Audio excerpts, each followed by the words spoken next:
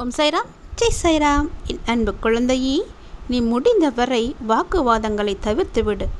எதிர்மறை கருத்துக்களை எப்போதும் சிந்திப்பவர்களிடம் உன்னால் பேசி போராடி புரிய வைக்க முடியாது கண்மணி. இதனால் உன்னுடைய உடலும் மனமும் பரிதவித்து போகும். அவர்கள் வாழ்வில் பட்டு உணர்ந்து வருவார்கள். அதுவரை ஏதேனும் நீ தேவையற்ற பேச்சுக்களை எல்லாம் தவிர்த்துவிடு.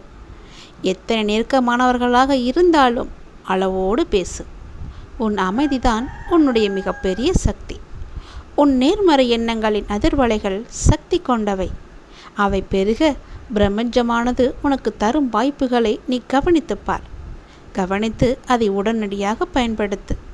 எந்த சர்க்கலும் பிரபஞ்சம் உனக்கு தரும் இன்னும் ஒரு வாய்ப்பு என்பதை நீ உணர்ந்து கொள். அமைதியாக வெற்றி பெறு. அமைதியாக வெற்றியே உனக்கு அதை கொடுத்து தானாக வந்து சேரும் நிம்மதி. நாம் தினந்தோறும் என்ன செய்கின்றோம்? யாராவது ஒரு கருத்தை சொன்னால் உடனே அதை மறுத்து பேசுகின்றோம். நான் சொல்வதுதான் சரி, நீ சொல்வது தவறு என்று வாதாடுகின்றோம். ஆனால் வள்ளுவர் பெருந்தகை என்ன சொல்கிறார் தெரியுமா? யாகாவாராயினும் நான் காக்க என்று சொல்கிறார். நினைத்து பாருங்கள். எப்போதும் எதிர்மறையாகவே சிந்திக்கும் ஒரு மனிதரிடம் போய் நீங்கள் எவ்வளவுதான் நியாயம் பேசினாலும் அவரை எதை ஏற்றுக்கொள்ள மாட்டார். ஏனென்றால் அவருடைய மனக்கண்ணாடி அழுக்காக இருக்கிறது.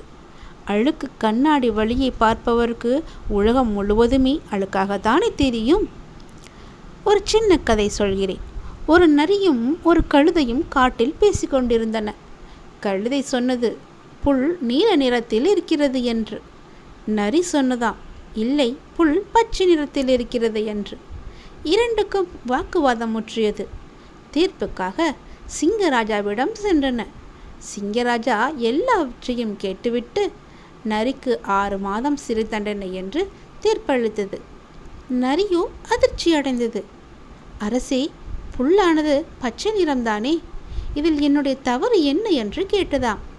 அதற்கு சிங்கம் சொன்னது, புல் பச்சை நிறம்தான், ஆனால் கழுதையோடு வாதாடியதுதான் உன்னுடைய தவறு. அதற்கான தண்டனை தான் இது என்றதான். ஆம் குழந்தையே, தேவையில்லாத வாக்குவாதங்கள் நம்முடைய நேரத்தையும் ஆற்றலையும் வீணடிக்கும். அதைத்தான் சாய் முடிந்தவரை வாக்குவாதங்களை தவிர என்று சொல்கிறார். உன்னுடைய உடலும் மனதும் பரிதவிக்கு போகும் தேவையற்ற பேச்சுவார்த்தைகளால். அவர்கள் வாழ்வில் பட்டு உணர்ந்து வருவார்கள். தேவையற்ற பேச்சையெல்லாம் விட்டுவிடு. நாம் ஒருவரோடு வாதாடும் போது நம் உடலுக்குள் என்ன நடக்கிறது என்று யோசித்திருக்கிறோமா? அப்படி பேசும்போது கோபமானது தலைக்கேறும், இரத்தம் அழுத்தம் உயர்ந்து போகும், இதயம் வேகமாக துடிக்கும். ஒரு அரை மணி நேர வாக்குவாதம் நம்முடைய அன்றைய நாள் முழுவதுமே பாழாக்கிவிடும். நம் மனம் அமைதி கெட்டால் உடலின் ஆரோக்கியமும் கெடுமல்லவா? எத்தனை நெருக்கமானவராக இருந்தாலும் அளவோடு பேசு. எல்லாவற்றிற்கும் ஒரு அளவுகோல் வைத்துக்கொள். இது மிக மிக முக்கியமான ஒரு உளவியல் உண்மை. உறவுகளுக்குள் விரிசல் விழுவதற்கு காரணமே இந்த அளவற்ற பேச்சுதான். அளவுக்கு மீறி பேசும்போது அறியாமல் சில வார்த்தைகளை நாம் கொட்டு விடுகிறோம். கத்தியால் எறிந்த காயம் ஆறிவிடும், நாவினால் சுட்டவடு ஆறாது அல்லவா? நெருங்கிய நண்பர்களோ, கணவன் மனைவியோ, உறவினர்களோ, யாரிடமும் ஒரு எல்லை இருக்க வேண்டும். அளவுக்கு மிஞ்சினால் அமுதமும் நஞ்சு. நம் பேச்சை குறைத்து கொள்ளும் போது நம் வார்த்தைகளுக்கான மதிப்பானது கூடுகிறது கண்மணி. தேவையற்ற பேச்சுக்கள், தேவையற்ற விவாதங்களைத்தான் அது உருவாக்கும். மௌனம் சம்மதம் என்று சொல்வார்கள். ஆனால் ஆன்மீகத்திலும் அறிவியலிலும் மௌனம் என்பது ஒரு மகா சக்தி. உலகம் போற்றும் மகாத்மா காந்தி வாரம் ஒரு முறை மௌனம் விரதம் இருந்தார். ஏன் தெரியுமா? மௌனமாக இருக்கும்போதுதான் ஆன்மாவின் சத்தம் கேட்கும் என்று. நம்முடைய எண்ணங்கள் என்பவை வெறும் நினைப்புகள் மட்டுமல்ல, அவை காந்த அலைகளை போன்ற அதிர்வலைகள். நாம் எதை பற்றி தொடர்ந்து சிந்திக்கின்றோமோ அதைத்தான் நம் வாழ்க்கை நோக்கி ஈர்க்கின்றோம். நீங்கள் காலையில் எழும்போதே இன்றைய நாள் அற்புதமாக இருக்கும், நான் மகிழ்ச்சியாக இருக்கிறேன் என்று நேர்மறையாக சிந்தித்தால் உங்களை சுற்றி ஒரு நல்ல அதிர்வலை உருவாகும். அதற்கு பதிலாக இன்று என்ன நடக்கப் போகிறதோ எல்லாம் தொல்லையாக இருக்கிறதே என்று நினைத்தால் எதிர்மறை விஷயங்களே உங்களை தேடி வரும். உங்கள் அமைதியே உங்களுடைய ஆயுதம். எதிராளி உங்களை கோபப்படுத்த துடிக்கும் போது நீங்கள் அமைதியாக ஒரு புன்னகையை மட்டும் உதிர்த்து பாருங்கள். அங்கே வாதாடியவர் தோற்று போவார். உங்களுடைய அமைதியோ வெற்றி பெற்றுவிடும். வாழ்க்கையில் சறுக்கல்களும் தோல்விகளும் வராத மனிதர்களே இல்லை. நாம் ஒரு காரியத்தில் தோற்கும் போது உடனே உடைந்து விடுகிறோம். ஆனால் இந்த ஆன்மீக பார்வை என்ன சொல்கிறது? எந்த ஒரு சறுக்கலும் பிரபஞ்சம் அல்லது இறைவன் உங்களுக்கு தரும் அடுத்த ஒரு நல்ல வாய்ப்பு. ஒரு கதவு மூடப்பட்டால் 9 கதவுகள் திறக்கும் என்பார்கள். ஆனால் நாம் மூடப்பட்ட கதவையே பார்த்து கொண்டு அழுவதால் திறந்திருக்கும் மற்ற வழிகளை கவனிக்க நாம் தவறு விடுகின்றோம். தாமஸ் ஆல்வா எடிசன் மின்சார விளக்கை கண்டுபிடிப்பதற்கு முன்பு 1000 முறை தோற்று போனாராம். அவரிடம் நிருபர்கள் கேட்டாராம், 1000 முறை தோற்றீர்களே, உங்களுக்கு வருத்தம் இல்லையா என்று. அதற்கு எடிசன் சொன்னாராம், நான் தோற்கவில்லை, ஒரு மின்சார விளக்கை எப்படியெல்லாம் செய்யக்கூடாது என்று 1000 வழிகளை கண்டுபிடித்தேன் என்றாராம். அதுதான் நேர்மறை சிந்தனை. வாழ்வில் தடைகள் வரும்போது பதற்றப்படாமல் ஆரவாரம் செய்யாமல் அமைதியாக இருங்கள். பிரபஞ்சம் காட்டும் அடுத்த வழியை நீங்கள் கவனியுங்கள். அமைதி என்பது பலவீனம் அல்ல, அது அடக்கப்பட்ட பெரும் சக்தி. கடலின் மேற்பரப்பு தான் அலைகளால் ஆர்ப்பரிக்கும், ஆனால் கடலின் ஆழம் எப்போதும் அமைதியாகவே இருக்கும். அந்த ஆழமான அமைதியை நம் மனதிற்குள் கொண்டு வர வேண்டும். வாக்குவாதங்களை தவிர்க்க வேண்டும். நம் பேச்சை குறைத்து நேர்மறை எண்ணங்களை வளர்க்க வேண்டும். நமக்கு வரும் சர்க்கல்களை எல்லாம் நல்ல வாய்ப்புகளாக நாம் மாற்ற வேண்டும். இந்த இறைவன் இந்த வார்த்தைகளை மனதில் நிறுத்தி மனதை அமைதியாக்கி ஆழமான வெற்றிகரமான வாழ்க்கையை நாம் வாழ கடவுள் நமக்கு கொடுத்த வாய்ப்பு என்பதை நீங்கள் மறந்துவிட வேண்டாம். உன்னுடைய மௌனம், அதாவது உன்னுடைய அமைதிதான் உன்னுடைய மிகப்பெரிய சக்தி. உன் எதிரில் இருக்கும் நபருக்கு உன்னுடைய அமைதியால் புன்னகையால் அவற்றை நீ தோற்கடிக்கலாம். அவர் தலை குனிந்து போவார். நான் சொல்வது உன்னுடைய நன்மைக்காக மட்டுமே என்பதை நீ உணர்ந்தால் நான் சொல்வதை நீ செய்வாய். உனது எண்ணங்கள் நீ கேட்டதைப் போலவே மாறத் தொடங்கியுள்ளது. அதை அப்படி உன்னுடன் கைப்பிடித்து கொண்டு பாதையில் பயணம் செய்ய நான் தயாராக இருக்கிறேன். என்னுடன் நீயும் பயணம் செய். மாறுதலுக்கான நடைமுறைகள் தொடங்கிவிட்டது. நீயும் மனதளவில் உன்னை தயார் செய்து கொள்.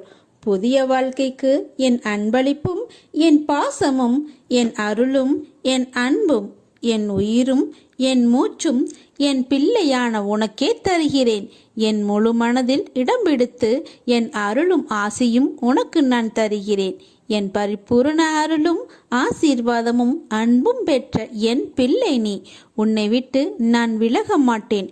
உன்னை நான் விலகி போகும்படி நான் சொல்லவும் மாட்டேன். உனக்கு துன்பம், கஷ்டம், மனக்கவலை எது வந்தாலும் என் பிள்ளைகள் கண்கலங்க வேண்டாம். அப்பா உன்னை நெருங்கிவிட்டேன். மகிழ்ச்சியாக இரு.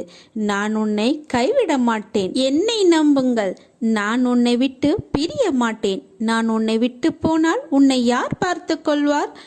கலங்காதே என் குழந்தையே, நான் உன்னை விட்டு விலகவில்லை. உன் கனவை நான் நனவாக்குவேன். நம் சாய் அளவற்ற கருணையாளன். நம் நம்பிக்கை பலவீனமாக இருந்தாலும் அல்லது குறைவாக இருந்தாலும் அவர் நம்மை தொடர்ந்து ஆசீர்வதிப்பார். முரண்பாடுகள் இருந்த போதிலும் அவர் தொடர்ந்து எங்களுக்கு ஆதரவாக இருக்கிறார். அவர் விரும்பியவரை அவர் அதை செய்து கொண்டே இருப்பார். அதுதான் சாய். நீங்கள் அவரை நம்ப வேண்டும். ஏன் பயப்படுகிறாய்? தைரியமாக இரு. என்னை விரும்பி என்னையே நம்பியிருக்கும் பக்தர்களின் மீது எப்போதும் என் கவனமும் கண்காணிப்பும் இருந்து கொண்டே இருக்கும். அச்சத்தை தவிர. பாபா தனது கபீர்காவிடம் கொடுத்த வாக்குறுதி இது. நீ எதற்காகவும் பயப்படாதே. நீ பலவிதமான குழப்பங்களில் இருக்கிறாய். உனது மனம் இருப்பதை கொண்டு மகிழ்ச்சி அடையாமல் அலைப்பாய்ந்து கொண்டிருக்கிறது. கவலைகளுக்கு இடம் கொடுக்காதே. எதற்கெடுத்தாலும் உனக்கு பயம். உன்னை ஒருவன் அவதூறாக பேசுகிறான் என்றால் நீ எதன் மீது உறுதியாக இருந்தாயோ அதை கண்டு அவனுக்கு பயம். அதற்காக நீ தோற்று போய் விட்டதாக அர்த்தமில்லை. அவனுக்கு தெரியாது நீ ஜெயித்து கொண்டிருக்கிறாய் என்று. எத்தனை முறை அவமானங்களை சந்திக்க நேர்ந்தாலும் மனம் தளராமல் அதை எதிர்கொள்ள முயற்சி செய்.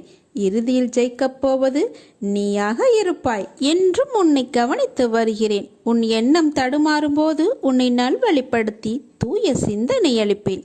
நீ வேதனைப்படும் காலத்தில் உன்னோடு இருந்து ஆறுதல் அளித்து வேதனை போக்கும் வழியை கூறுவேன். உன் வீட்டில் பாதுகாவலனாக இருந்து உங்கள் அனைவரையும் தீய சக்திகள் அண்டவிடாமல் தடுத்து உங்களை காப்பேன். இல்லறத்தில் நல்லறம் காக்க ஒவ்வொரு நிமிடத்திலும் உன் மனதில் எச்சரிக்கை செய்வேன். உன் எண்ணங்களை ஆராய்ந்து உனக்கு என்ன தேவையோ அதை அளிப்பேன். என்றுமே உன்னை அஞ்ஞானத்தில் வீழ்ந்து மூழ்க விடாமல் சத்திய தர்மத்தை உன் மனதில் புகுத்துவேன். எதுவும் நிரந்தரமில்லை. உணர வைத்து எளிமையாகவும் ஏழ்மைக்கு உதவி செய்ய உன் மனதை நான் தூண்டுவேன். ஏட்டுச் சுரைக்காய் கறிக்கு உதவாது என்பதை உணர வைத்து நீதி மறவாமல் வாழ வைப்பேன். உழைப்பின் தத்துவத்தை எடுத்துரைத்து உன் உழைப்பில் வருவதை கொண்டு வாழ வைப்பேன். இன்ப துன்ப ஏற்றத்தாழ்வு இதனால் வந்த கர்மாவை என்னவென்று அறிய வைத்து மனமகிழ்ச்சியோடு நீ ஏற்று இந்த ஜென்மத்திலே அனுபவித்து பூரணம் கண்டு பிறவி கடந்து என்னோடு உன்னை அழைத்துக் கொள்வேன்.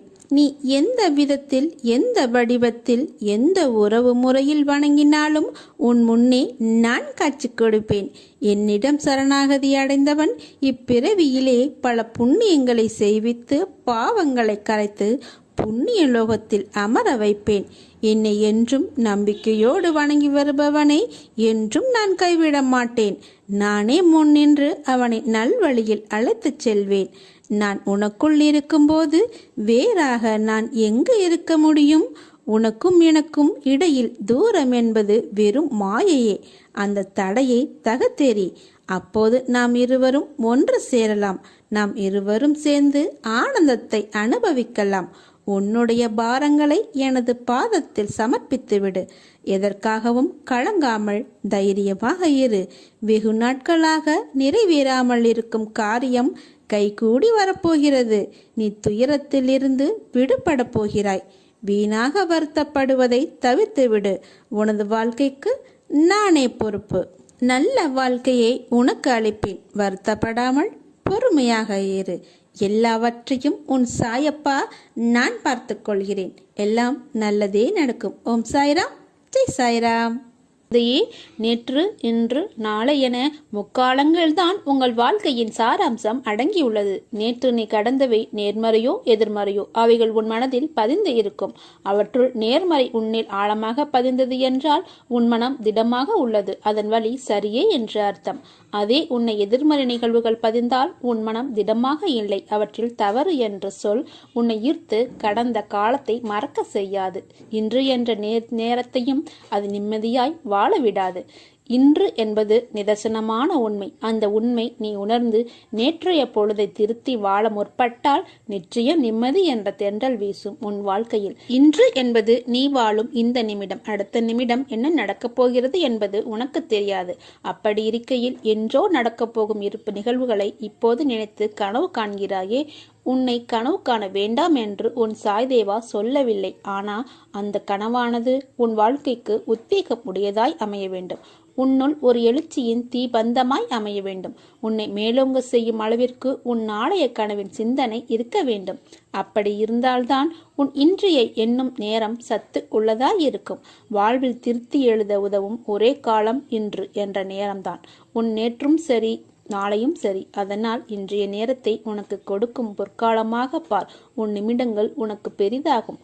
பூவை நான் படைத்தேன். ஆனால் அதை மண்ணில் இருந்து நேரடியாக படைக்கவில்லை. வேரின் ஊக்கமாய் இலையை தூணாய் பூவை தாங்க படைத்தேன். அதை போலவேத்தான் உன் நாளைய பொழுது என்பதை தாங்க நேற்று என்ற வேரை இன்று என்ற இலையை பசுமையாய் உணர்த்த சில பேர் சில சூழ்நிலைகளை உனக்கு காண்பித்தேன். இதை நீ புரிந்து உணர்ந்து கொள். நீ உணர ஆரம்பித்து விட்டாய். அதனால்தான் இன்று என்ற உன் பசுமையில் என் வார்த்தைகள் உதிர்வதை உன் செவிக்கும் கண்ணுக்கும் மனதிற்கும் மூளைக்கும் எட்டுகிறது. நீ வைரக்கல். உன்னை வடிவம் கொண்டு வந்து வெளிச்சத்தின் பேரொளியைப் போல வீசவே நான் உனக்கு இவற்றையெல்லாம் நிகழ்த்துகிறேன். உன் சாயப்பாவின் வார்த்தை உனக்கான இரத்த ஓட்டத்தைப் போல இனிமேல் என் நாவில் தோன்றும் சொற்களின் பேரருளை பெறுவாய்.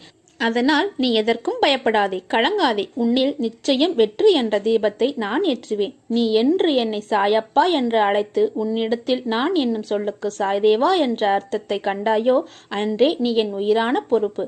உன் அன்பின் ஆழத்தையும் உன் பக்தியின் தூய்மையையும் உன் நம்பிக்கை பொறுமை எதையும் எதிர்நோக்கி தாங்கும் உணர்வு உன் பலத்தையும் உன் விசுவாசத்தையும் எவ்வளவு உன்னதமானது என்பதை உன் சாய்தேவா நான் நன்கு அறிவேன். அதனால் எல்லாம் சரியாகிவிடும். எதற்கும் அஞ்சாதே. உன்னோடும் உன் குடும்பத்திடம் நான் என்ற சாய்தேவா இருக்கிறேன். என் பரிபூர்ண அருளும் ஆசீர்வாதமும் அன்பும் பெற்ற என் செல்ல பிள்ளை நீ நிச்சயமாக நல்ல ஆரோக்கியத்துடன் எல்லா செல்வ வளங்களையும் பெற்று சீரும் சிறப்புமாய் நல்ல பெயருடன் நிம்மதியான மகிழ்ச்சியான வாழ்க்கையை பெறுவாய். ரசாமல் வைரத்தை பட்டத்திட்ட முடியாது, நெருப்பில்லாமல் தங்கத்தை தூய்மைப்படுத்த முடியாது. அதை போல நல்லவர்கள் சோதனைக்குள்ளாவர்கள், ஆனால் விழுந்து விட மாட்டார்கள். ஓம் சாய்ராம், ஜெய் சாய்ராம். நல்லதே நடக்கும்.